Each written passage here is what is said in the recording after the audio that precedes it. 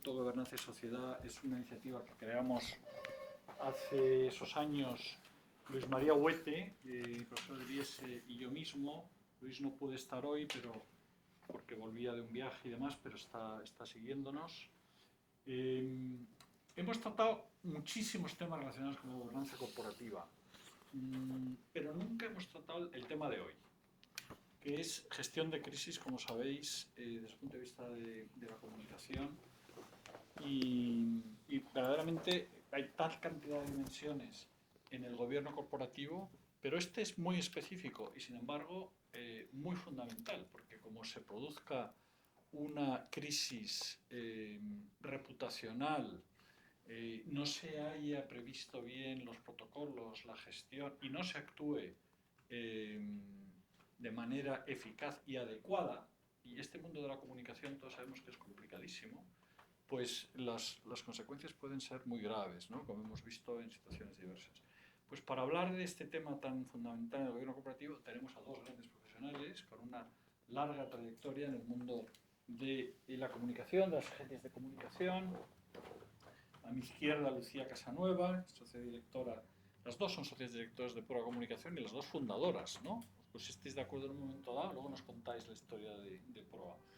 Proa, yo he de decir que he empezado a trabajar con ellas ya hace algún tiempo y me parece que es una agencia, ya tenía noticia de las cosas que realizaban, pero de la que no, hasta ahora solo puedo hablar cosas buenas. O sea, eso es, incluso diré que muy buenas. Y os agradezco el trabajo que estáis haciendo tan excelente. Lucía ha trabajado en Alemania, en Reino Unido, en España, en Llorente y Cuenca. Las dos yo creo que iniciasteis o os conocisteis en Llorente y Cuenca, en REAB, en Edelman. En 2009 fundaron Pura Comunicación y ha trabajado, por ejemplo, en la gestión de la comunicación de crisis del accidente ferroviario de Santiago de Compostela del 2013, el asesoramiento de la entrada de OHL en inmobiliaria colonial, la estrategia de comunicación de la cadena hotelera RUM y el asesoramiento corporativo y en sus operaciones a clientes diversos. Es licenciada en Periodismo por la Universidad de Navarra, programa PDD por el IES, también cursos de posgrado en la Deusto Business School y en la London School of Economics. Y Balbanuz Sarna, también especialista en comunicación corporativa, principalmente en los sectores de gran consumo y servicios profesionales, también 20 años de experiencia en la creación, desarrollo y ejecución de planes de comunicación integrales para clientes nacionales e internacionales de diferentes sectores, con un gran número de compañías multinacionales y españolas, a las que ha asesorado en momentos de cambio crucial para el mercado. Y empezó, como he dicho, en Llorente y Cuenca, después Porter Novelli, Ketchum, socia directora de la agencia MC Dilo, donde estuvo pues, una serie de clientes muy conocidos, licenciada en Derecho por la Universidad de Cantabria, programa de liderazgo corporativo en emprendimiento e innovación por Deusto Business School, y también actualmente cursando un programa de Global CCO, Dirección de Reputación, Marca, Comunicación y SG de SAP. Bueno, pues a las dos, muchísimas gracias por estar hoy aquí con nosotros. Nos sigue también gente, un número de personas online. Y vamos a empezar. Creo que empiezas tú, Lucía, ¿no? Sí, bueno, pues lo primero, muchísimas gracias a José María Beneito y a todos ustedes, a todos vosotros. Yo creo que este salón tan bonito da para las confianzas. Y vamos a intentar ser lo más prácticas posibles, que eso también va en nuestro ADN. Nosotros creamos, como comentaba José María, Proa en el año 2009 por una demanda de los clientes. Nosotros aprendimos esta profesión con José Antonio Llorente y con Olga Cuenca, que todavía a día de hoy para mí han sido los grandes profesionales del mundo de la comunicación en español. Pero el mundo de la consultoría tiene también sus puntos de mejora, que es que se junioriza mucho. La comunicación es algo que no se puede juniorizar muchas veces. Entonces, de ahí, de la demanda de una serie de clientes, en una primera etapa de las gestoras de los grandes fondos de capital riesgo y de su cartera de participadas, nace Proa. Y Proa es una compañía pequeña barra mediana del mercado español. Nosotros no queremos ser muy grandes. Nosotros desde el principio hemos optado por un enfoque más cualitativo que cuantitativo y nos hemos ido rodeando de talento del mercado español e internacional que comparte esta filosofía de abordar la comunicación y nosotros intentamos ser en todo o en parte un departamento de comunicación externalizado para filiales de multinacionales, empresas medianas españolas y muchas asociaciones y patronales sectoriales. Entonces, hoy se nos ha pedido aquí, y me remito al título de esta charla, cómo gestionar una crisis desde el Consejo de Administración, estrategias de comunicación.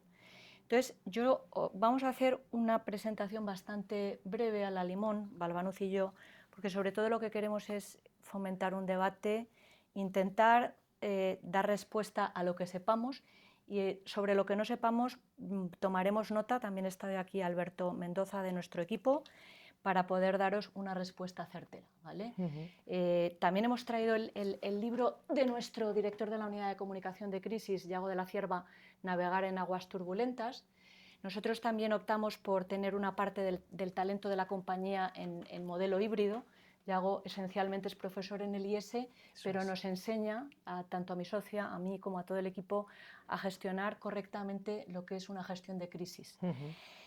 Y sin hacer más propaganda de Proa Comunicación, me voy a meter en el tema que nos pedís hoy, ¿no? Entonces, vamos a empezar comentándoos. Entendemos que sois consejeros de distintas empresas, pero el Consejo de Administración no debería estar involucrado en la gestión directa de una crisis, porque su función es dar apoyo y supervisión, pero no tiene una función ejecutiva. Dicho esto, puede ser de mucha ayuda desde fuera del comité de crisis en lo que se refiere pues, a las conversaciones con los reguladores o con los accionistas de referencia. Y lo que está claro es que un comité de crisis que sea inteligente debería pedir ayuda a su consejo, ¿eh? Y para pedir ayuda al consejo es indispensable que les mantenga informados en todo momento. Entonces, de esta misma forma, y quizá anterior a lo que hemos comentado, es que tanto el Consejo de Administración como los miembros del comité de dirección de cualquier empresa, de cualquier tamaño, pequeña, mediana o grande, deben estar convencidos de la importancia y del papel crucial que tiene la comunicación y la dirección de comunicación en las organizaciones, ¿vale? O sea, cuando salta una crisis del tipo que sea en una empresa, pues no se pueden hacer milagros. Tiene que haber una labor previa de darle importancia, y la importancia que tiene a la reputación y a la comunicación de una compañía, ¿no? Podremos gestionar de mejor manera una crisis, evidentemente, como estábamos comentando en una empresa, si tenemos la confianza y el apoyo tanto del Consejo de Administración como del Comité de Dirección. Y de esta manera se puede trabajar para mantener y fortalecer la legitimidad de la organización, generar confianza en los distintos stakeholders y hacer un buen análisis de la realidad para poder aterrizarlo de manera ágil y llevar a cabo acciones concretas para ejecutar lo que tiene que ser una buena estrategia de comunicación. Pero, como anteriormente comentaba, el papel del Consejo tiene que ser esencialmente preventivo, ¿vale? Y dentro de ese papel preventivo debería exigir al comité de dirección de la empresa que tenga vigentes todos los planes de incidencia preparados, ¿vale? Todo lo que son los manuales y protocolos de comunicación de crisis. Y esto no es solo encargo al PROA Comunicación de turno que me elabore mi manual de comunicación de crisis. El manual de comunicación de crisis es una herramienta que tiene que estar viva y actualizada en todo momento, y más en los tiempos que vivimos, ¿no? Nosotros, preparando un poco el pequeño guión que queríamos compartir con vosotros hoy, o sea, las empresas tienen crisis y el mundo está en crisis. Entonces, estamos en microcrisis corporativas en un mundo, ya lo estamos viendo, la geopolítica, la geoestrategia. Bueno, hay un contexto muy incierto, ¿no? Entonces, también nos parece que es esencial, además del manual de crisis, que la alta dirección de una compañía haya recibido y actualice una formación de portavoces. Pero ya no solo porque pueda estallar una crisis, sino porque son representantes de las empresas y se tienen que esforzar en algo que en España nos cuesta un poco, que es aprender a hablar en público y el arte de la oratoria.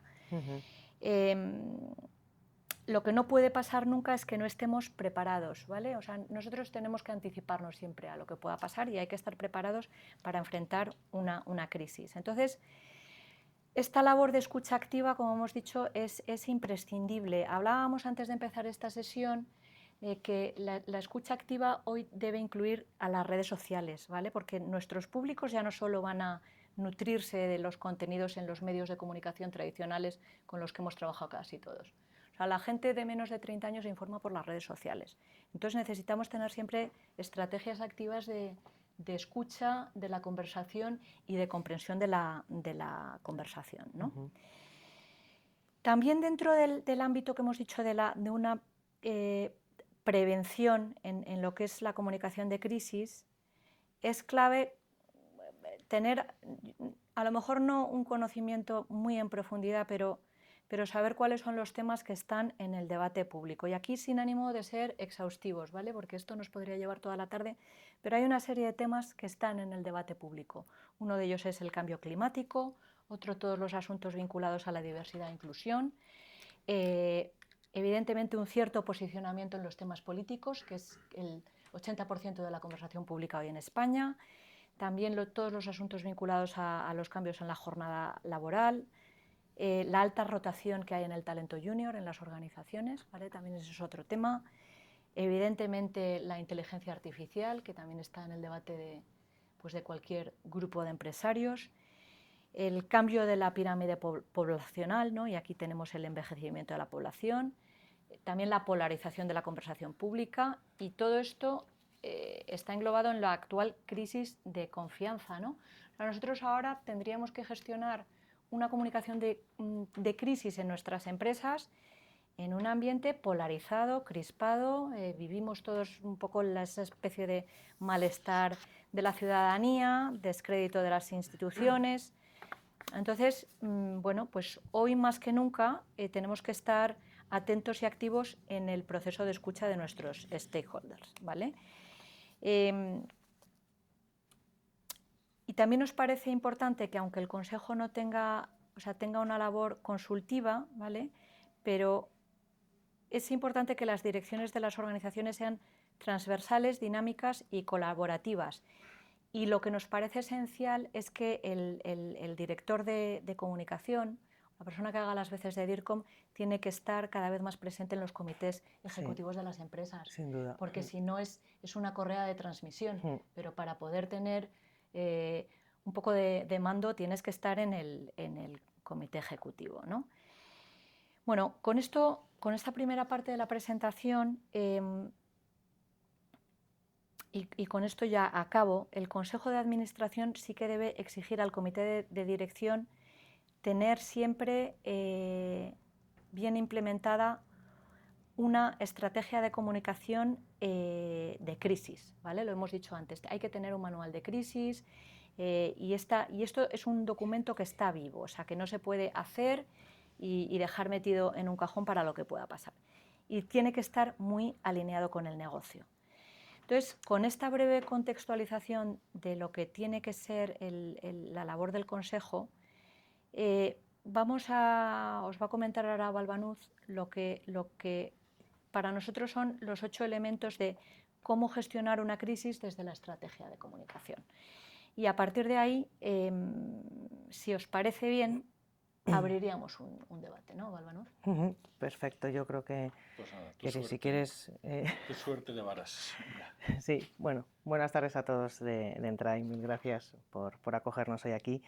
Efectivamente, retomando lo que comentaba Lucía, y una vez dadas las pinceladas sobre cuál sería vuestro papel, sí que es bueno que el Consejo sepa bien cuáles serían los 8 puntos. Hemos querido dividirlo en definirlo en 8 puntos que se tiene que tener en cuenta para salir lo mejor posible de una crisis, porque cualquier crisis es susceptible de afectar a la reputación de una empresa, ¿no?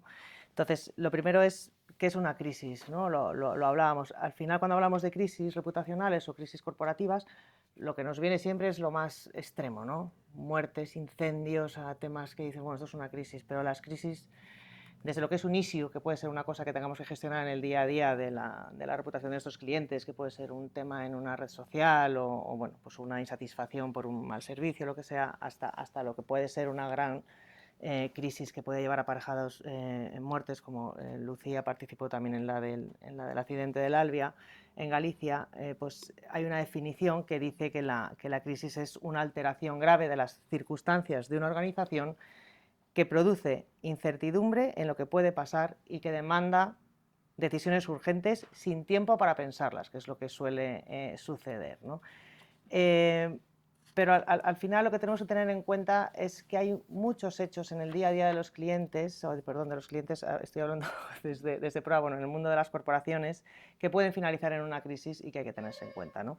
Esto puede ser desde una irregularidad financiera, faltas contables, conflictos con los clientes que pueden suponer un mal servicio o una mal gestión de un producto entregado, pero que se puede llegar a convertir pues, en algo más grave.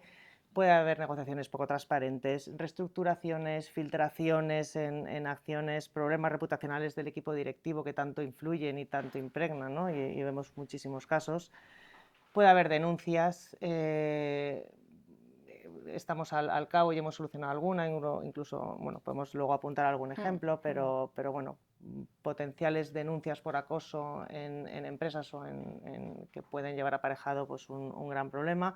Evidentemente hay unas muy clásicas que son los conflictos laborales, accidentes en compañías, ocultar información, incidentes tecnológicos que ahora están muy vinculados a todo el ámbito de la protección de datos y de la ciberseguridad. Y bueno, pues tenemos que ir viendo en cada área cuáles son los más susceptibles que sucedan, ¿no? en cada sector. Bueno, si quieres hablo yo del punto 2 y así tienen dos voces. Venga. ¿Qué es afrontar adecuadamente una crisis? Pues afrontar adecuadamente una crisis implica conocer bien a los públicos, que son muy variados, y comunicarse de manera fluida con todos ellos. Y todo esto para nosotros es esencial que se haga desde un punto de vista unitario. O sea, aquí no puede haber, tenemos 15 públicos y tenemos 15 mensajes distintos. No. O sea, aquí tiene que haber una unidad y una coherencia en el mensaje y se distribuye de la forma más eficaz a cada uno de los públicos. Pero este punto de vista unitario, que lo comentábamos antes, tiene que surgir de la alta dirección de una compañía, no del director de comunicación. O sea, la alta dirección es la que tiene que sentar el mensaje que se va a lanzar. Y solo quien sepa responder de forma integrada a todos los públicos gestionará bien una crisis, porque sabrá determinar las prioridades y transmitirá adecuadamente los mensajes pertinentes a cada público de forma coherente. Y aquí, y lo vinculamos a todo lo que hemos venido diciendo, es muy importante tener también, igual que hablamos de tener un manual de comunicación de crisis que no metemos en un cajón, sino que vamos tomándonos la molestia de actualizarlo, pues siempre tenemos que tener actualizado el mapa de stakeholders, porque esto también puede tener sus variaciones. Y saber y conocer cuáles son nuestros públicos es primordial. Además de conocer a los públicos, hay que ver o hay que tener claro cuándo la empresa tiene que actuar, ¿no? Y esto viene muy determinado si la crisis es atribuida o no a la responsabilidad del hombre, ¿no? Y no al destino o a fuerzas de la naturaleza. Las crisis no son tanto lo que te ocurre, sino cómo respondes a lo que te ocurre. Y pongo un ejemplo para que nos entendáis. Una intoxicación alimentaria colectiva no es de por sí una crisis, aunque lo pudiera parecer. Es crisis si es culpabilidad de la empresa, ¿no? que hay detrás, porque no ha cumplido con determinadas normativas exigibles, o si lo supo y no hizo nada, etc. Con lo cual, el matiz es diferente, porque el hecho de que estemos en una emergencia o un incidente, un desastre natural o una crisis como la que estamos hablando, determina quién se va a ocupar del asunto y quién tiene que ser el primero en reaccionar ante esa situación. Pasamos a nuestro cuarto punto, que también hemos tocado un poco tangencialmente, pero nos parece que es esencial para todos vosotros y para todos los que nos estén escuchando. Una crisis no es un problema de comunicación. O sea, una crisis es un problema de gobierno y de gestión de una compañía. Entonces, ¿cuál es la función de un proa comunicación o del director de comunicación? Bueno, nosotros ya desde la experiencia creemos que comunicar con honestidad y con sentido común puede ayudar a una resolución eficaz. Pero las crisis son, volvemos a insistir, responsabilidad y competencia de quienes gobiernan una organización y no de sus directores de comunicación. ¿Y qué queremos decir con esto?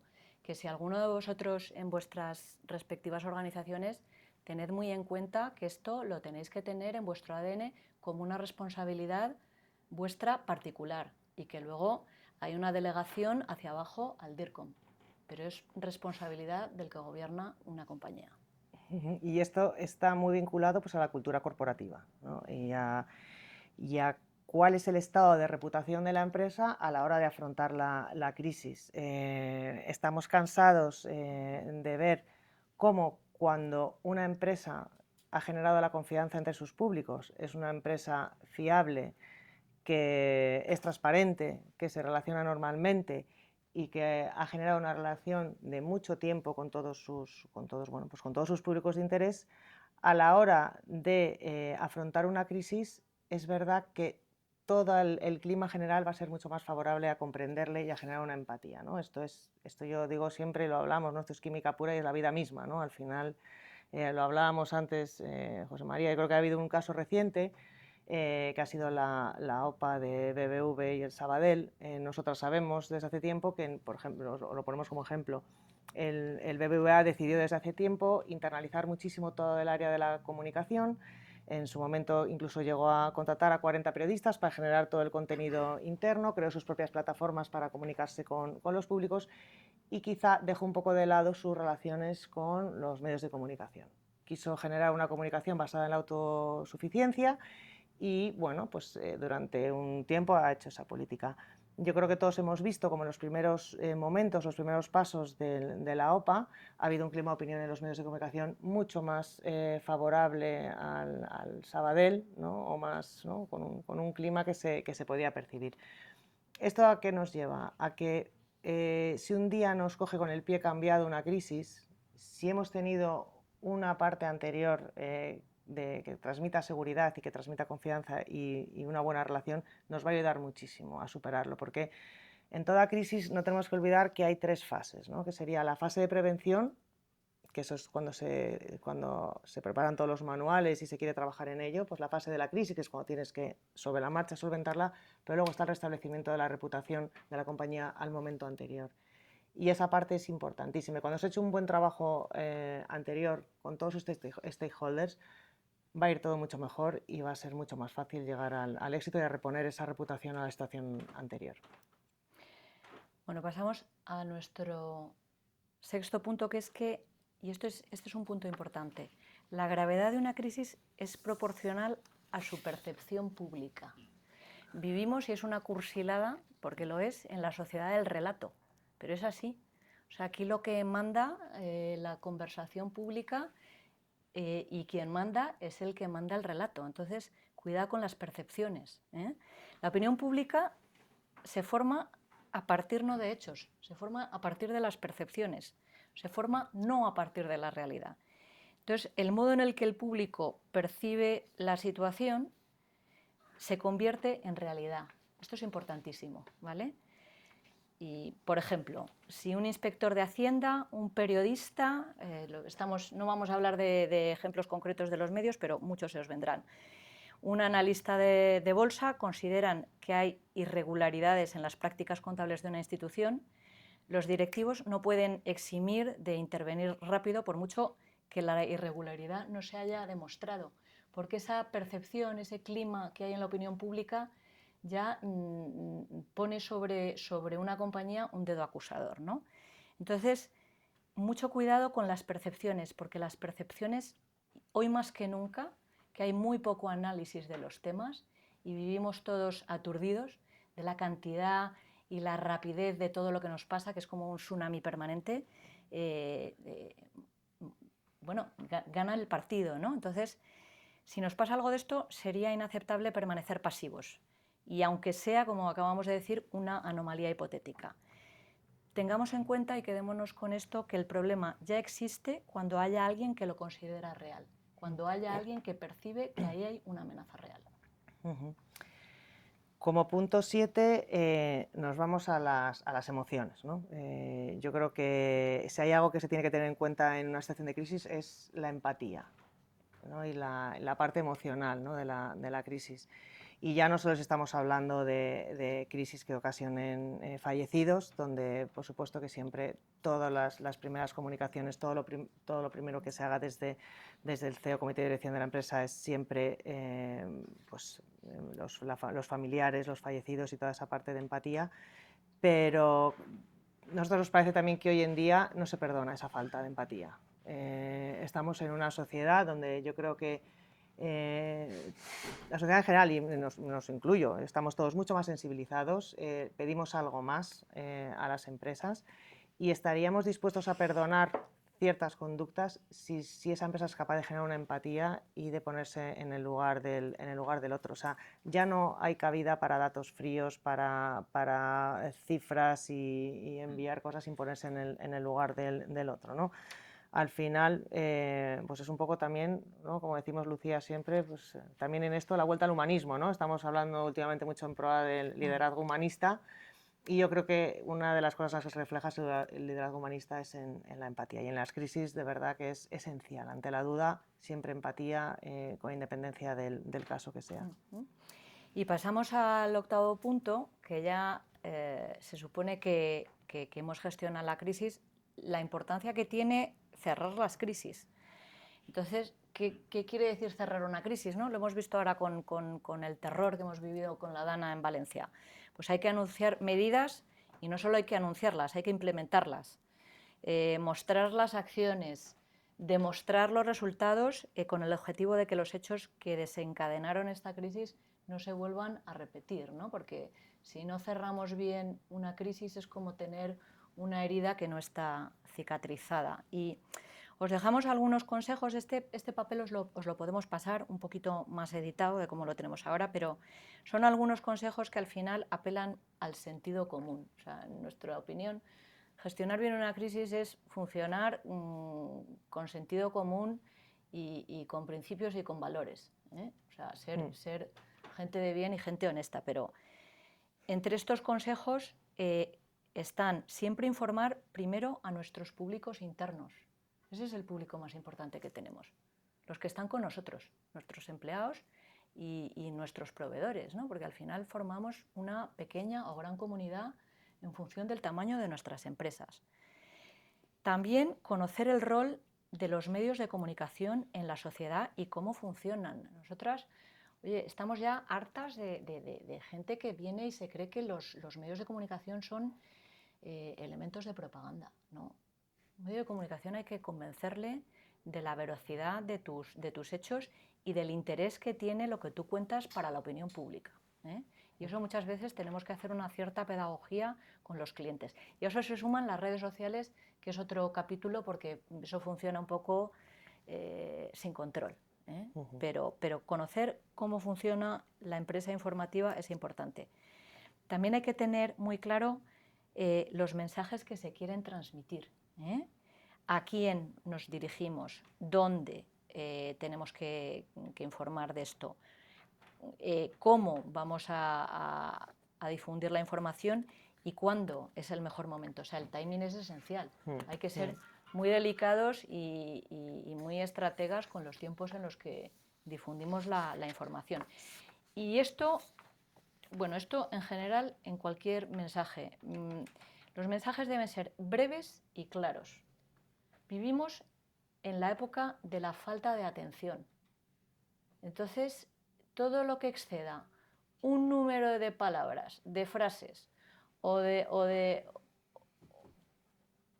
pildoritas informativas, estás muerto.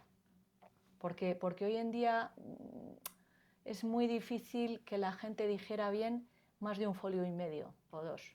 Es tristísimo, pero es así.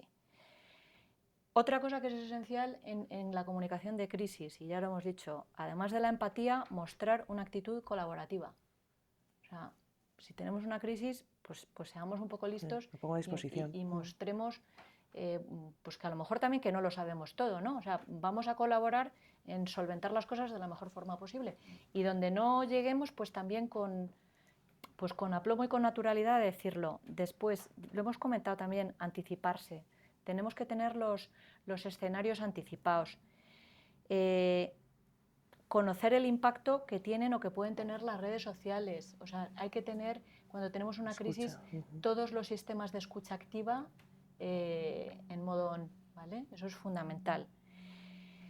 Esto que es crítico, pero siempre lo tenemos que decir, no mentir, ni decir verdades a medias. O sea, si no sabemos, no sabemos, y punto. Pero una mentira ya se carga tu reputación a medio y largo plazo, ¿no? A ver, este punto es susceptible de análisis porque hablamos de no improvisar. Bueno, nosotros sí que tenemos que tener los manuales, ciertos argumentarios y cierta preparación previa ante un hipotético caso de crisis. Pero hay una parte, me voy a desdecir de esto, si me lo permitís, porque hay una parte que va a haber que, no es exactamente improvisar, pero va a haber que actuar con inmediatez. Sobre la marcha, sí. O sea, con un cierto liderazgo. Una gestión de crisis va muy vinculada al liderazgo de los primeros ejecutivos de una compañía. Entonces, aunque tú tengas todos los argumentarios, en un momento dado los argumentarios te sirven para meterlos en el cajón y dices, ¿qué voy a hacer ahora? Y con perdona, el problemón que tengo encima. Hay un caso buenísimo de lo que está contando Lucía, que fue Pedro Balbec en Campofrío, el día que se quemó la fábrica de Campofrío en Burgos.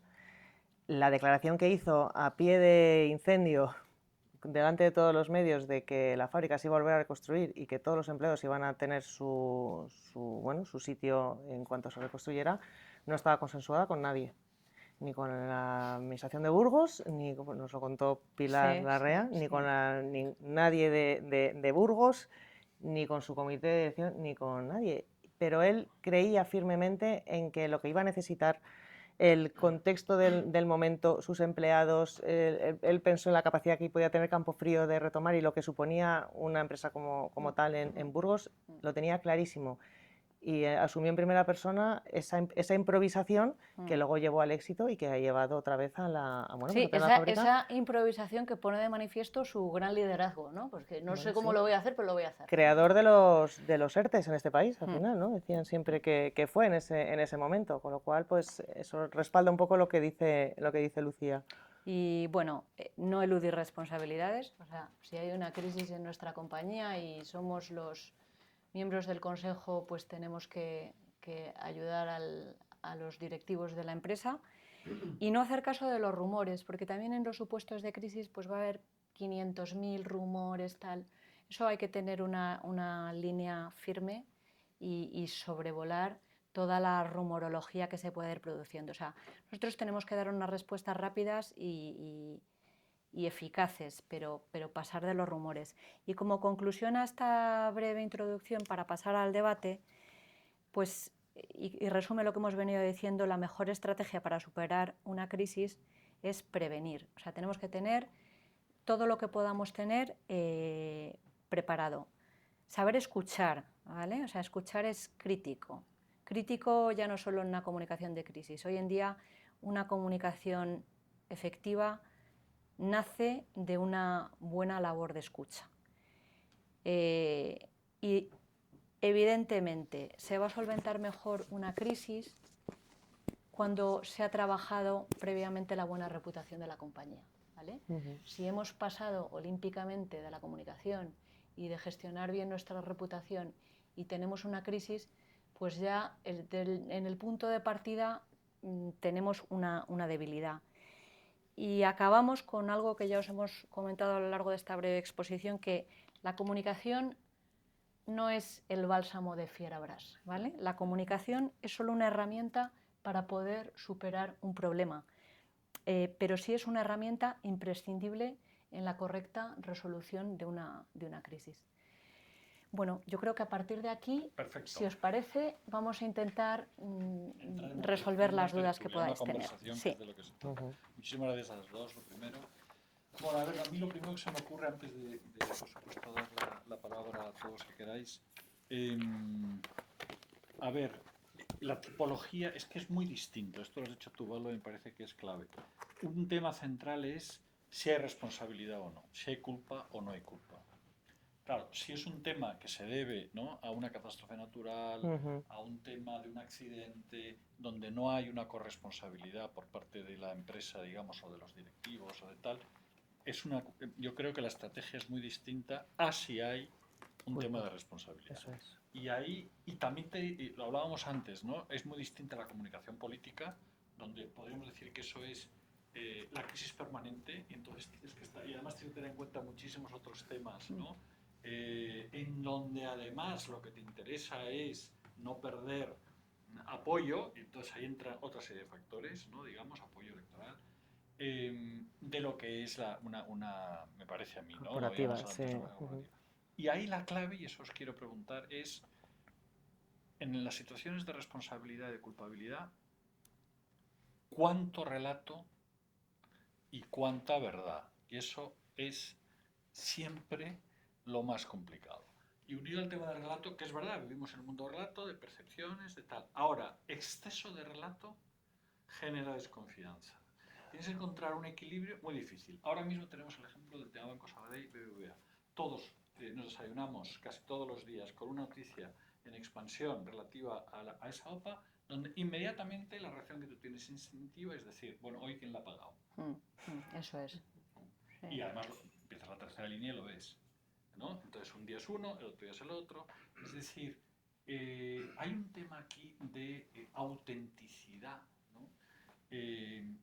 Pero a la vez, tomemos el ejemplo de la crisis BBVA, ya que estamos con el pobre BBVA hoy. Villarejo. ¿Cuánto tienes que decir de Villarejo? ¿Cuánto tendría que haber dicho el Consejo? Porque estamos hablando del tema del Consejo. Fue una responsabilidad del Consejo no tener toda la información, o más bien, en ese momento lo sabemos, de la presidencia que no trasladó toda la información. Claro, pero ¿qué vas a decir desde el primer día? No, hemos tenido a Villarejo y además lo hemos contratado y se ha dedicado a hacer espionaje durante 2 años y es un experto en esto. Claro. Pero ahí te decía yo antes que antes de mentir hay muchas vías. No sabemos qué está pasando todavía, estamos investigando internamente qué ha sucedido, preferimos ser cautos antes de lanzarnos con algún mensaje definitivo. O sea, yo creo que hay una serie de procesos previos antes de mentir directamente, ¿no? Porque nosotros, per se, nunca vamos a recomendar que se mienta, nunca. Luego es verdad que puede haber casos, ¿no? Pero si es que ya si mientes es imposible levantar una reputación. Sí. Otra cosa es dosificar la verdad. Tú no tienes que contar el 100% de la verdad. Puedes ir dosificándolo. Dosificando la información que vas dando. Y mientras tanto, como decía Balbanuz, hay muchas formas de ganar tiempo. Tan sencillo como estamos investigando. Otra cosa es que yo creo que en el caso de Villarejo me lo tendría que estudiar un poco mejor y no quiero decir tonterías aquí. Pero claro, el Consejo no sabía qué pasaba ahí, ¿no? Era un señor que le había contratado directamente pues, el presidente de la entidad. O sea, ¿quién sabía en el Consejo que estaba haciendo unos trabajos de investigación para el banco? ¿No? Pero ahí el problema es, seguimos un poco con la conversación y por favor, en cuanto queráis, negar la mayor, ¿no? Es decir, en las situaciones de crisis graves, y ahí sí que hay puntos de contacto con el mundo de la comunicación política, la tendencia natural, porque quiere salvar los muebles, y la empresa también quiere salvar los muebles, si está en una situación de crisis grave, como fue esta, es negar la mayor, ¿no? Y una parte lo tienes que hacer, una parte muy posiblemente tengas que negar sin decir mentiras, pero si tú no sales afuera con una clara respuesta a lo que en esos momentos se te está cuestionando, negando el tener, pues estás hundido. Y quizá a veces tienes que tener esa estrategia de decir, oye, voy a ir retrasando y dando la información, porque si yo ahora salgo y digo toda la información, y sin embargo en otras situaciones tienes que salir y dar toda la información, porque es la única manera de generar la confianza y de resolver la crisis. Sí, por supuesto. ¿No? Cada caso está lleno de matices, ¿no? Pero dar la información sin mentir, porque yo creo que aquí el rasero que funciona para la comunicación política no sirve en los entornos corporativos. O sea, la mentira en la comunicación política se ha establecido como algo normal y el relato, Eso yo hoy es. digo, ay, mañana te digo todo lo contrario y pasado digo tal, pero en el mundo de la empresa yo creo que es muchísimo más duro, ¿no? Entonces, mentir nunca. El caso Boeing, por ejemplo, es un caso también de los de que se comenzó mintiendo hace años. Tendría que repasarlo entero, pero es uno de los que la mentira enreda y la mentira es Sí. muy difícil deshacerla. Está en este libro que os Sí. hemos enseñado, que esto lo podéis tener de manual de consulta. Caso Volkswagen, ¿no? Caso de los coches alemanes con el tema... claro, ¿qué tendrían? Primero, posiblemente no tenían toda la información desde el primer momento, porque, claro, fue saliendo mucho más.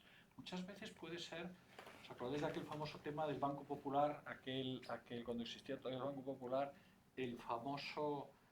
¿cómo se llamaba? Además tenía un nombre así muy curioso, que había hecho toda una serie de acciones en una sucursal, yo creo que era en Asturias o en el famoso... No, Pepe el del Popular. Pepe el del Popular. Sí, eso fue en Santander. En Santander. No quería decirlo porque sois de Bueno, Santander. pero sé que sí.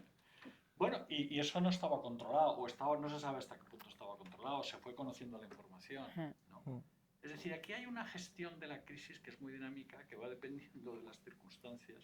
Todo lo que habéis dicho me parece que es absolutamente necesario, pero luego cuando te salta una crisis en un momento dado, ahí lo que se exige, lo hablabais muy bien, ¿no? Es liderazgo, verdaderamente, y conocimiento. Liderazgo, implicación de la dirección. O sea, nosotros cuando hemos tenido que gestionar desde la consultoría, yo no he tenido la suerte de poder trabajar directamente en empresa final, he trabajado en medio de comunicación o en consultoras, pero cuando desde una consultora trabajas en una gestión de comunicación de crisis, por ejemplo, el accidente de tren de Santiago de Compostela, es fundamental tener la confianza del cliente, del director general en el cliente. En este caso era la compañía aseguradora QBE.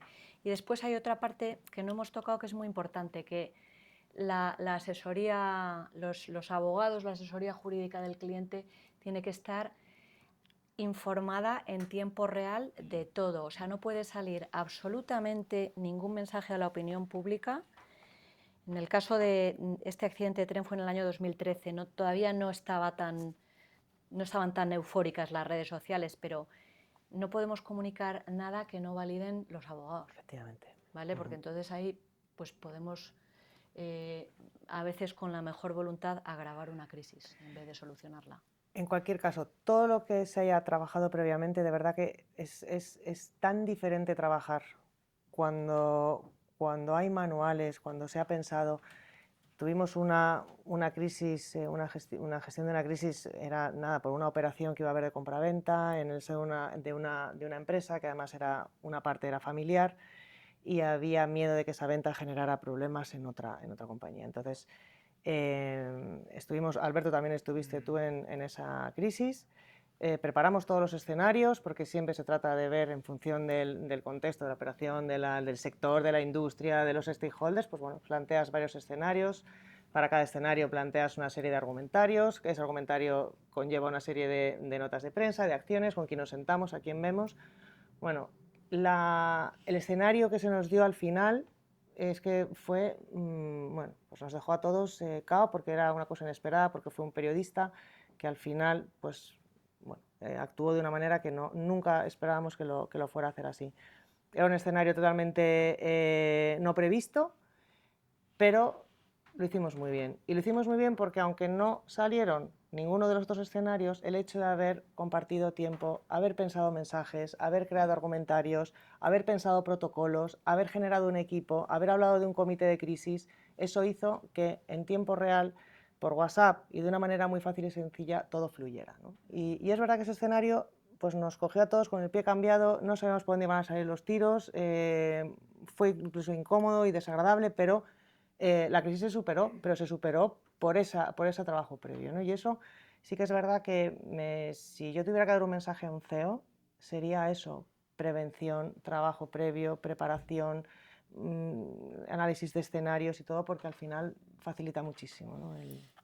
También es responsabilidad del Consejo, porque la supervisión del control de riesgos es del Consejo, y de la Comisión de Auditoría de una manera particular. controlar, ¿no? O sea que en realidad los protocolos, los manuales, los escenarios, los tiene que analizar el Consejo.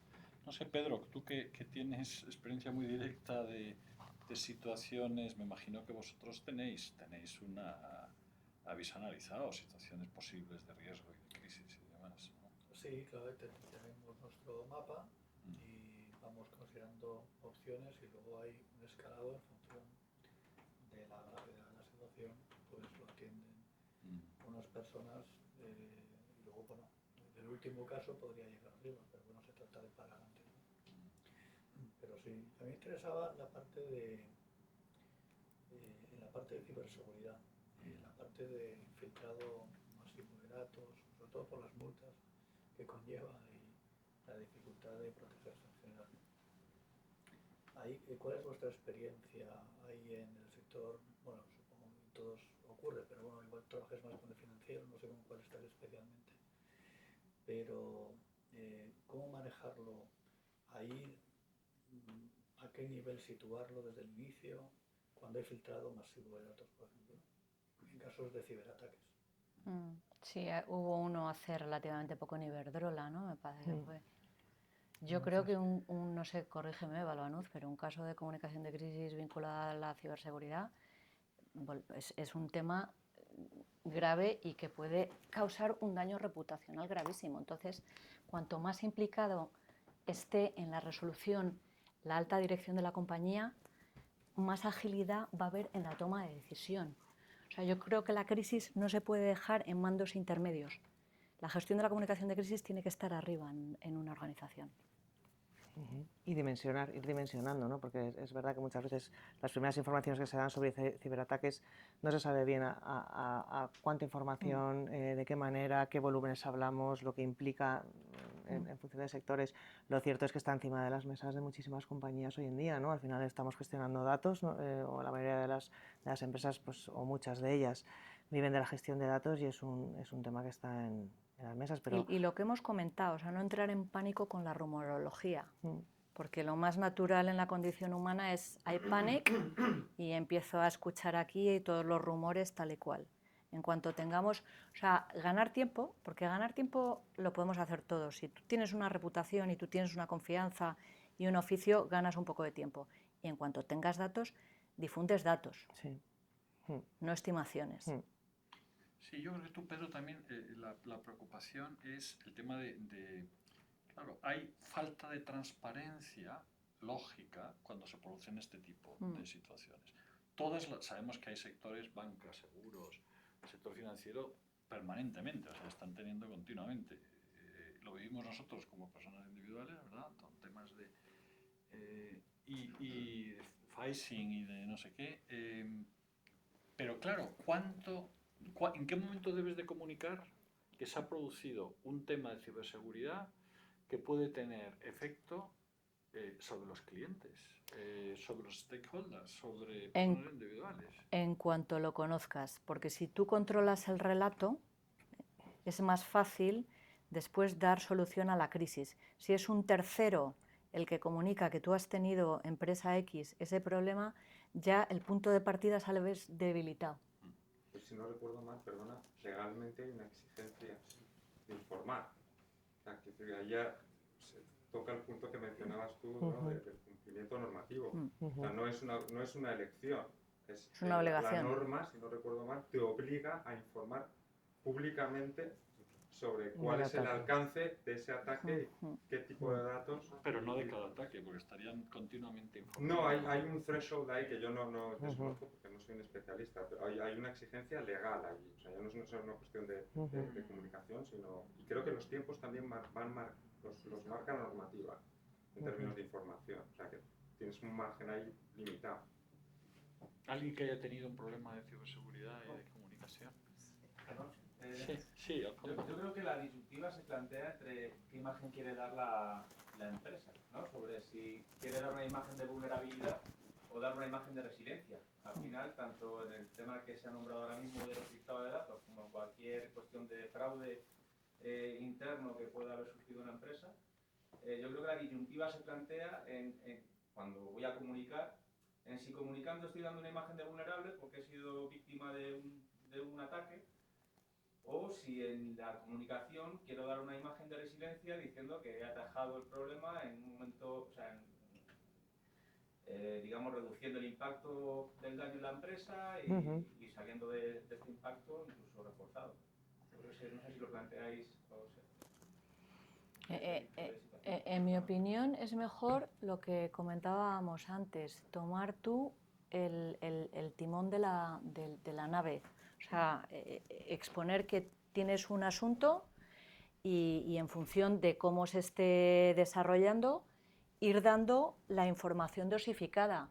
Lo que es fatal es que tu competencia o un periodista que le llama no sé quién, porque al final la comunicación muchas veces es gestión de la información que ha filtrado tu competencia, que tiene todo el interés en que tu reputación salga dañada, pues dar tú el primer paso. Yo creo que el que da el primer paso en comunicación tiene siempre una ventaja competitiva, en comunicación de crisis o en comunicación en general. Y en cualquier caso, como bien dices, siempre hay que buscar la oportunidad de salir airoso, ¿no? Y poner encima de la mesa pues, las cosas que pueden hacernos bueno, pues más fuertes en determinadas cosas, con lo cual, pues efectivamente, la segunda opción que planteas bueno, pues de resiliencia, de ser capaces de salir del bache o tener la tecnología necesaria para que esto no vuelva a suceder, pues al final es positivo transmitirlo al mercado. Sí. Tengo una pregunta, porque, bueno, lo primero, gracias, porque pensaba reflexionar sobre lo que ibais diciendo y es verdad que, por evidente, muchas de las cosas que habéis dicho, y no lo digo en sentido peyorativo, sino todo lo contrario, son de un tremendo valor, ¿no? Que yo creo que a todos los que hemos estado o estamos en posiciones ejecutivas somos muy conscientes, ¿no? Y totalmente de acuerdo con vosotras en la importancia. Yo ahora no estoy en una posición ejecutiva, pero he estado muchos años en el sector healthcare. La importancia de las posiciones, de contar con la dirección de comunicación como parte del equipo ejecutivo es fundamental. La importancia de tener los planes de contingencia, la importancia de saber cuáles son los temas de actualidad y cómo impactan a tu compañía también. Te va a ayudar mucho a mapear y a hacer que ese director de comunicación o directora evidentemente tenga pues, al día, ¿no? Cómo nos vamos a enfrentar a esto, y para mí es básico. Dicho esto, una pregunta para vosotros, yendo ya no tanto al equipo ejecutivo, sino al equipo no ejecutivo, ¿no? Y en este caso al consejo. ¿Recomendáis la utilización de trabajar o de estar asesorados o tener un consejo asesor o un senior advisor especialista en temas de comunicación, no como parte de ese consejo de administración, sino sí como ese apoyo externo, ¿no? Con el que se colabora y se trabaja desde el consejo de administración y que sirve para guiar, para dar input, para traer un expertise que vaya más allá muchas veces del propio expertise que tenga que tener un consejo, porque en un consejo de administración habrá gente que a lo mejor tenga experiencia en temas de comunicación o gente que no, ¿no? Porque sus experiencias profesionales pues no se lo haya propiciado, y entonces ante una crisis pues a lo mejor la guía que puede proporcionar un consejo de administración se puede quedar un poco más coja. Entonces, no me quiero enrollar más, pero la pregunta es tener un consejo asesor o un consejero que sea experto No, en un senior advisor externo. Sí, claro. Pues sí, o sea, claramente sí, nosotros en PROA los tenemos.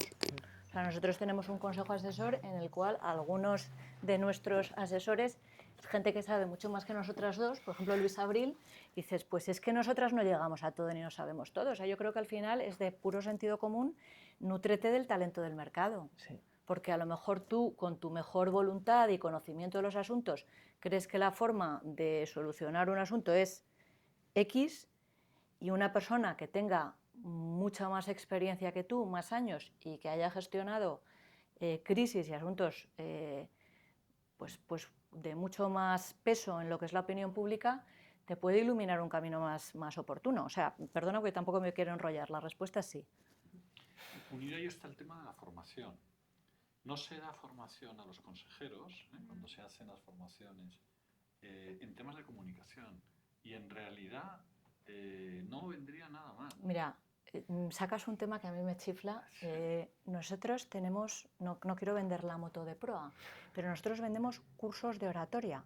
Y esto no fue iniciativa nuestra, fue iniciativa de un profesor nuestro de ICADE, del padre Alfredo Verdoy, y nos dijo, pero bueno, vamos a ver, ¿pero qué credenciales corporativas de empresa tenéis si no entrenáis a los empresarios a hablar en público? O sea, el arte de la oratoria, que, vamos, yo en primera persona, es que cada vez que hablo en un sitio público digo, tengo que aprender a hablar bien, a hablar mejor y a dejar los papeles en casa y a tener 7 ideas que pueda enunciar. O sea, por responder a lo que comentas, es crítico que los empresarios y los directivos españoles aprendamos a hablar mejor. Y yo creo que en eso tenemos que ver un faro de luz en el modelo británico, en el modelo anglosajón, donde a los niños desde pequeños en los colegios se les enseña a hablar en público. O sea, yo creo que eso es una formación continua que cuando empiece en las edades más tempranas más fácil va a ser hablar en público. Sí, pero formación de los consejeros en cómo saber evaluar, porque normalmente es gente que viene del mundo, han sido ejecutivos, viene del mundo empresarial.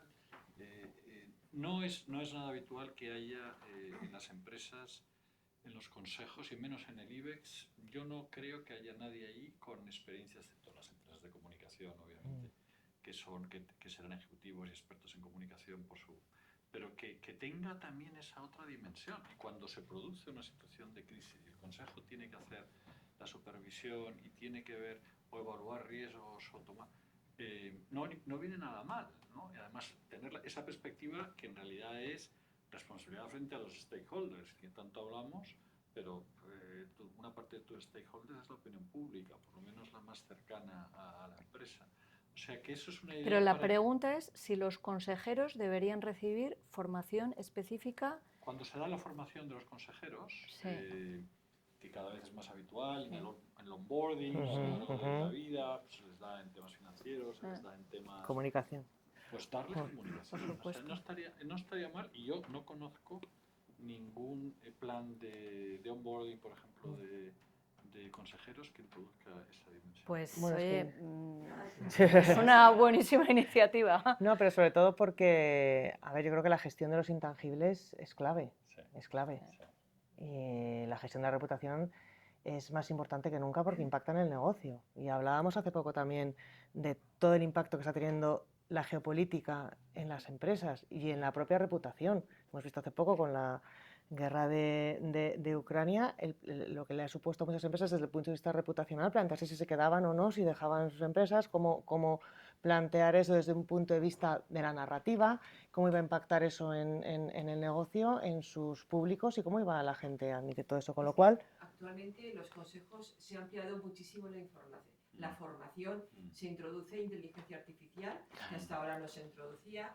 ciberseguridad, temas como tú muy bien dices, geopolíticos, y la comunicación, desde mi punto de vista, no tanto es el consejo, por supuesto que sí, sino del equipo directivo. Sí. Cuando una persona llega a un consejo, habitualmente viene de puestos de responsabilidad como directivo, y ahí tiene que haber sabido comunicar, tiene que haber hecho sus cursos, si no los hizo en la universidad, de saber transmitir, saber quién es el público, saber hablar en público. Y eso es fundamental. Pero hablar en público es un entrenamiento. Claro, o sea, eso se puede entrenar. Sí. Sí. Pero yo es que creo que es esencial. Porque al final, daros cuenta de que mientras se me venía a la cabeza el discurso, no sé por qué, de Rafael del Pino, ¿os acordáis cuando hubo la movida con el gobierno? Sí. La reunión del Consejo de Ferrovial, cuando deciden llevarse la sede a Holanda. Ahí, ese discurso para mí es épico. Os aconsejo que lo veáis en YouTube, porque está muy bien preparado, muy del estilo del líder de la compañía, pero al final hace una gran defensa de por qué va a tomar esa decisión, pese a quien pese, le guste o no le guste al gobierno de España. Eso está muy preparado. Es que la clave también es quién es el portavoz. ¿Y cómo se define ese portavoz en qué temas, no? Sí. Y esas características. Bueno, no muy en esa línea fue el tema Manolo Pizarro en la OPA de Endesa, ¿os acordáis? O sea, eso fue clave que él saliera con un liderazgo muy claro, Sí. con oponiéndose a deseos en ese momento pues, del gobierno de turno, etcétera, diciendo este es el interés de la compañía y de los empresarios, yo defiendo el interés de la compañía y de los accionistas, ¿no? No el de determinados grupos o del entorno político. Perdona. Volviendo sobre lo que habéis dicho, habéis insistido y me parece fantástico y estupendo sobre la necesidad de tener manuales de crisis y de comunicación muy preparados, pero también habéis dicho que es prever lo imprevisible, porque esto pues, muchas veces no funciona. Yo desde luego como ejecutiva, cuando he tenido que liderar comités de crisis, nunca he tirado de los manuales tal y como estaban, pero es verdad que haber participado en su elaboración es de mucha ayuda a la hora de tomar las decisiones adecuadas. Y hablando de cómo un consejo se puede preparar, yo creo que hay algo que es muy habitual en grandes empresas, que es organizar ejercicios de simulación de la gestión de una crisis. Y de hecho yo lo experimenté en una empresa en la que trabajé, involucrar al consejo o meter un poco este dato, ¿no? En qué momento involucrar al consejo. Y simulando el ejercicio de crisis con todas las partes involucradas, se aprende muchísimo. Es una parte muy importante, además de la preparación, de la prevención de crisis, toda la parte de simulación de casos y supuestos, ¿no? Porque al final es lo que hace que luego haya cierta armonía, ¿no? En el protocolo, ¿no? Cuando sucede la crisis y la gente ya tiene interiorizado pues, que no debe hablar si llama, es un ejemplo muy tonto, ¿no? Pero quiero decir que muchas veces ha habido empleados que han contestado a periodistas sobre la marcha cuando no debían, entonces el hecho de hacer esas simulaciones evita muchos problemas. Nosotros en nuestras credenciales corporativas tenemos una frase de Winston Churchill que dice: voy a preparar la improvisación de mañana. O sea, Sí. no es una pérdida de tiempo el tener un manual de comunicación de crisis, aunque luego, pues en el momento en el que tienes que resolver algo, tienes que, pues a lo mejor no puedes usar tanto el manual, pero toda esa preparación previa te ha servido muchísimo, a ti, al equipo directivo y al consejo que te rodea. Sí, oye, perdona, veo que se está molestando mucho aquí estas maravillosas máscaras. Estamos viéndonos ahí entre las máscaras. Nos vamos a poner en un lado. Lo siento de verdad. José. Yo quería comentar por lo que habéis dicho de las empresas anglosajonas, ¿no? Yo he tenido la suerte de estar en General Electric, luego he estado en Babcock, que es una empresa desde el siglo XIX en Inglaterra muy industrial y de defensa, y he tenido todas esas formaciones y simulaciones, ¿no? Sí.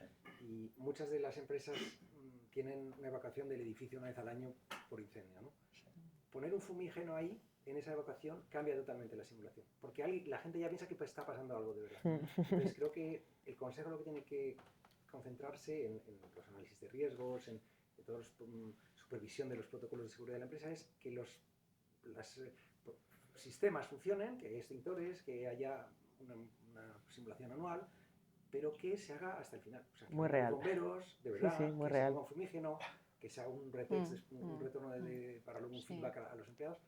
O sea, creo que es muy importante que no solo hacer, que el consejo obligue a la dirección a hacerlo y lo haga hasta el final. Lo haga y más. en una crisis hay que inventarse la crisis para llegar hasta el final.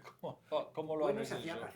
Yo he estado en nuclear, he estado en aeronáutica, de defensa y de evacuación médica, o sea, de temas muy punteros donde se moría gente, por desgracia, regularmente.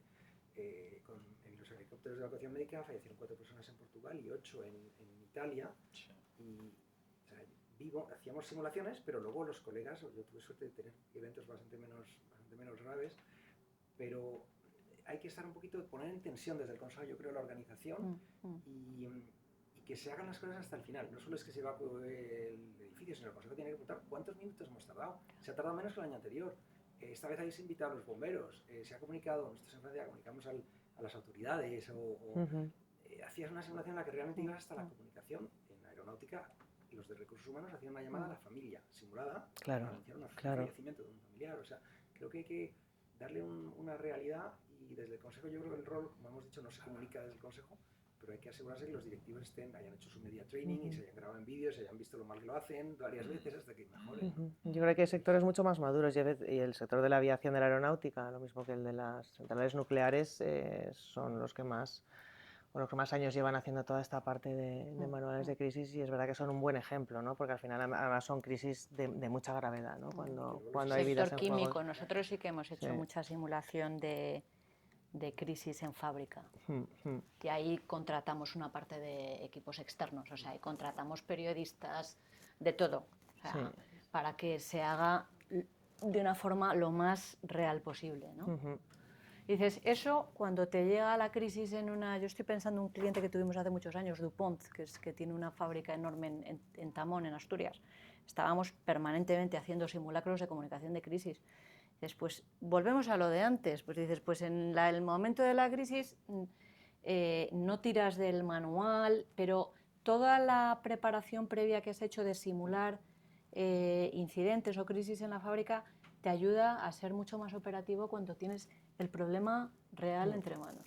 Y la gente se da cuenta, o sea, lo ha entrenado. Entonces, en la sala de crisis, por ejemplo, cuando estaba el equipo entrenado, en el momento de una crisis, la gente llega, se sienta, cada uno se sienta a su lugar, el de comunicación, el de operaciones, el de recursos humanos. Hay un entrenamiento para... El tema del relato, volvemos un poco que verdaderamente es muy complicado, ¿no? Ahora mismo, con esta dispersión que hay, ¿no? De medios, las redes sociales, los medios tradicionales aparcados, pero siguen teniendo influencia porque pues, digamos que les toman esa información en televisión o la toman en las redes sociales, etc. Verdaderamente, en vuestra experiencia, ¿cómo se crea un relato ganador? ¿Dónde está ahora mismo la clave? Salvo que Lucía tenga otra tal, yo creo que el propósito tiene que impregnar todo. El relato tiene que partir del propósito, y el propósito, que está muy vinculado a la misión, a los valores, tiene que impregnar todo. Al final el relato lo construye sobre una historia, y sobre una historia que tiene que ser cierta, real y vinculada al modelo de negocio, da igual el sector, el tamaño o la empresa, ¿no? Y el otro día estábamos analizando en un foro de empresas centenarias de este país un poco cómo había sido, ¿no? por qué habían llegado a ser centenarias. Y la verdad es que era muy bonito porque todos hablaban de eso, del propósito, del propósito y el liderazgo, ¿no? Y un poco volver a los orígenes. Y todos en la creación del relato actual, que está tan de moda, ¿no? Todo el tema del relato ahora, tal, pues todos hablaban de cómo la vuelta al origen, del por qué se fundó, de cuál era lo que perseguían los fundadores de las empresas, pues eso, la misión, los valores, el impacto que se quiere generar realmente, ¿no? Y lo que hay detrás, eso es garantía de éxito. Pero desde el punto de vista de los medios concretos, ¿cuáles son los que ahora mandan más redes sociales, mandan más medios? A ver, yo creo que el problema que hay ahora es que el relato domina la realidad. Ese es el problema. Es decir, ahora el peso en los medios de comunicación, antes, cuando yo estudié hace unos años la carrera en la Universidad de Navarra, nos basábamos en el informar, formar y entretener. Ahora el peso de la opinión en los medios de comunicación es un 70%, un 80%, y el resto es información. Entonces eso es gravísimo. ¿Por qué? Porque no llegamos a la verdad de las cosas. La información no es opinión, la información es qué ha pasado, las 5 W. Entonces, evidentemente, un buen relato se enarbola sobre un propósito verdadero. Pero ¿hacia dónde vamos? Yo creo que nadie tiene una respuesta clara. Nosotros este es un foro que queremos montar en Proa el año que viene porque es uno de los grandes problemas que hay ahora, la desinformación. La desinformación. Porque la empresa informativa, o sea, tú antes decías, bueno, pues, no sé, abro la portada del País o la portada del Confidencial o la portada del que queráis y entiendo que me voy a informar. Tú hoy te lees la portada del ABC, del Confidencial, del Debate y del País, por poneros 4 tal, y estás en 4 países distintos. Y peor las redes sociales que te crean tu burbuja, ¿no? Para cada uno. Entonces, pero es muy complicado. Un porcentaje, por ejemplo, de la influencia, yo sé, entiendo que es complicadísimo, dependerá de cada caso, cada tal, pero puedes decir, las redes sociales tienen una influencia del 40% en la generación de una determinada percepción sobre un asunto, ya que estamos en el tema del relato, 40%, un 50%, los medios tradicionales un 20%, la televisión un 10%. Yo creo que depende muchísimo del sector de la empresa y de dónde estés operando y del público de la empresa, ¿no? Pero yo creo, no quiero mojarme con los porcentajes, un porcentaje decreciente los medios de comunicación, la empresa informativa tradicional, y un porcentaje muy creciente las redes sociales. Sí. Pensad en las elecciones en Estados Unidos, por favor.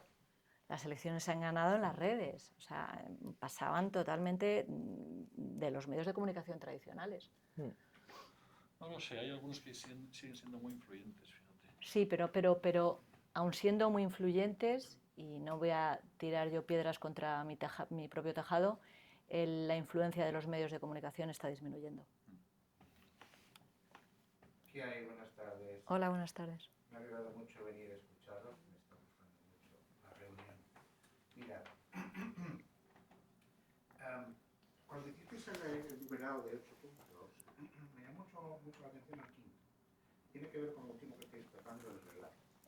El quinto venía a decir algo así como que recordaréis que el SDV internalizó todo el proceso de dirección de comunicación. Llegó a contratar a periodistas y desaparecieron.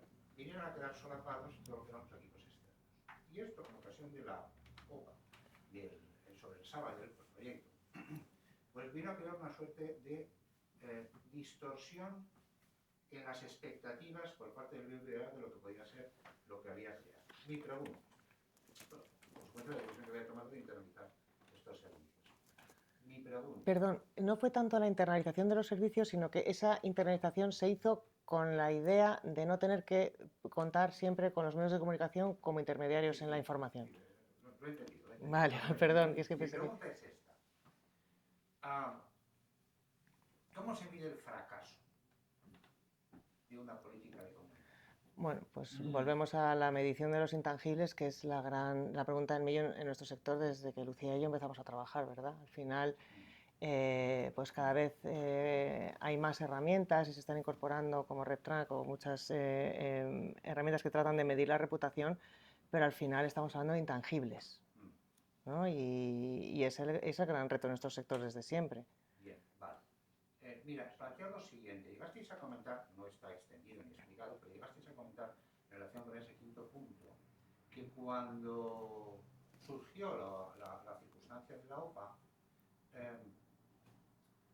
o al menos así lo transmitisteis, yo lo entendí, debió de perderse un poco el mensaje que pretendía continuar BBV frente al Sabadell. Bien, ahí es a lo que voy. Fue una mala definición del esquema de trabajo. Adelanto esto, yo vocacionalmente soy un entusiasta de la externalización en la medida que incrementa la cadena de valor y puede generar bastante mejores sinergias, incluso esto que es conmigo. Pero en ocasiones, algunas empresas necesitan de interiorizar servicios para fortalecerlos y eventualmente tomar la decisión que tomen. Por ejemplo, en este caso, uno imagina internalizar los servicios de comunicación y luego, durante el tiempo, una vez que has reconfigurado tu contexto, pues entonces puedes pasar a tener mejores relaciones con el sector, en este caso de la comunicación y los medios. Pero sin embargo decís que se evidenció cierto fracaso. Esto no es solamente gestión de intangibles, esto puede ser una mala decisión a la hora de decidir el modelo de comunicación que se tenía que seguir. Por supuesto, Insisto sí. que yo soy muy favorable de la externalización. Lo que pasa es que no ocurrió, y lo que hay que entender es por qué no ocurrió. Y no es simplemente que escogieron más a los 40 periodistas, tiene que haber algo más. Y bueno, digo, es que sí. Ese algo más es que se creó una situación tensa en el mercado de comunicación exterior al BBV. A ver, ¿O es que el Sabadell trabajó mejor con sus canales? En este momento. Me inventaría exactamente todos los pormenores de la situación. Lo que queríamos decir es que cuando una empresa establece una relación fluida con los stakeholders, y en este caso hablamos de los medios de comunicación, si tienes un problema va a ser más proclive a escucharte. Yo creo que, mira, tenemos ahora en Proa un caso, nosotros trabajamos con una patronal que hasta hace poco había sido absolutamente, o había optado por un perfil bajo muy claro y muy estricto. Esta patronal negocia el convenio colectivo del sector, evidentemente, y hasta la fecha casi toda la información provenía de los sindicatos, ¿no? Y cada vez que se acudía a la patronal prefería no decir nada, bueno, que vayan soltando esto y tal. esa patronal decide cambiar un poco la pauta y modificar esa posición. Entonces decide trabajar con nosotros en este caso. ¿Y qué hacemos? Establecemos una ronda de encuentros con los principales medios de comunicación, todo off the record. Son encuentros que no tienen finalidad redaccional, lo que buscan es poner en contexto quiénes somos, qué estamos haciendo, qué estamos aportando al sector. Hay una parte que es la negociación del convenio colectivo, por supuesto, pero nosotros además estamos facilitando o contribuyendo a la economía de la sociedad española en formación, en talento, además de esta manera, con estas cifras, avalado por todo esto, y evidentemente negociamos esto. Cuando queráis, a partir de ahora, si se da comienzo a la negociación, estamos a vuestra disposición para contestaros. Esa acción que hace que queramos ser más proactivos y no ser reactivos o de perfil bajo, ha generado que en la negociación que se está produciendo, a pesar de que hay medios que por su línea editorial puede ser que sean un poco más proclives a dar cera, ¿no?, a la patronal, ha cambiado diametralmente el discurso, el clima y la forma de afrontar la negociación. Y eso es a lo que nos referimos, ¿no? Cuando tú te pones a disposición de los medios, cuando tú le preguntas al medio qué puedo hacer por ti o qué es lo que le interesa a tus lectores de mí y cómo puedo facilitártelo como experto en este área o como representante de estas empresas, genera una mejor relación. Y el día que hay una crisis o el día que sucede algo, esos periodistas o esos stakeholders te ponen cara, ojos, porque les has dedicado un tiempo y se ha generado una conversación. Y es lo que hablábamos antes de que al final es química... Un poco por aterrizar lo que comentaba Albanuz en el caso Sabadell BBVA.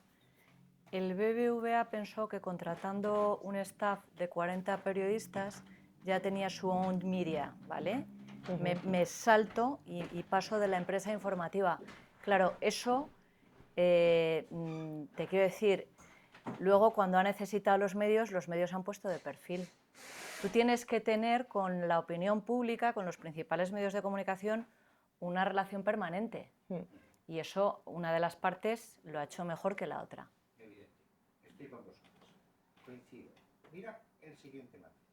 Un poco después habéis comentado, y voy a ser muy corto, solo, no hace falta ni que contestéis, pero veáis las distintas dinámicas en la gestión interna de conflictos. Sin embargo, habéis comentado que al departamento jurídico hay que tenerlo informado desde el momento 1. Con el departamento jurídico pasa también un mix parecido. Puede ser interno y externo. Y pueden ser un híbrido, puede ser solo interno y solo externo. Depende del tamaño de la empresa y cosas por el estilo.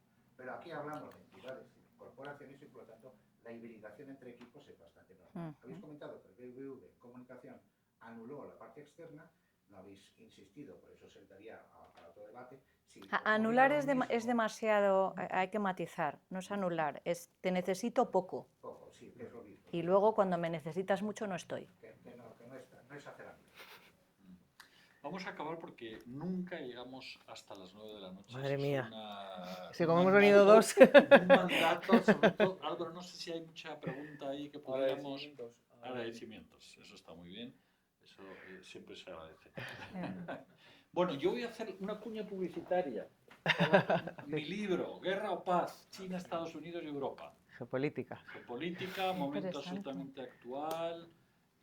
Bueno, si os apetece echarle un vistazo, haremos alguna sesión más pública y ya os invitaremos a los que queráis venir y algún debate, además con comentarios muy elogiosos de Borrell, de Aznar, de Marianín, de Solana, en fin, una serie.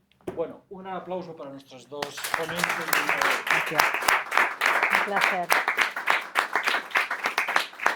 Pues está muy bien, muy interesante. De verdad que, muchas gracias a vosotros por invitarnos. Esto lo tenemos un poquito, alguna pildorita en YouTube y tal. Genial. Si no tenéis inconveniente. No tenemos inconveniente para nada. Perfecto. Muchas gracias por Muchas gracias vuestro a tiempo. todos.